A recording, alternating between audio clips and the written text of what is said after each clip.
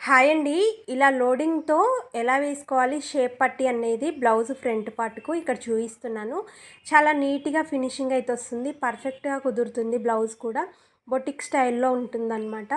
ముందుగా ఫ్రంట్ పార్ట్‌కి డాట్స్ వేసుకున్న తర్వాత ఇలా సీదా వైపు అయితే పెట్టుకోవాలి. పెట్టుకున్న తర్వాత దానికి ఇలా 2 పొరల్లాగా విడదీసుకోవాలి. షేప్ పట్టీ అయితే ఇలా విడదీసుకొని మెయిన్ క్లాత్ మీద పెట్టేసుకొని ఒక కుట్టు అయితే వేసుకోవాలి. ఇప్పుడు ఇలా రోల్ చేసుకొని మనము ముందు స్టిచ్ చేసింది ఇప్పుడు లైనింగ్ క్లాత్కు ఒక స్టిచ్ వేసుకొని లోపల నుండి బయటికి తిరగేసుకుంటే మనకి షేప్ పట్టీ అనేది పర్ఫెక్ట్గా వస్తుంది. బ్లౌజ్కి అటాచ్ అయిపోతుంది అనమాట. ఇక్కడ చూపిస్తున్న విధంగానైతే బయటికి తీసేయాలి.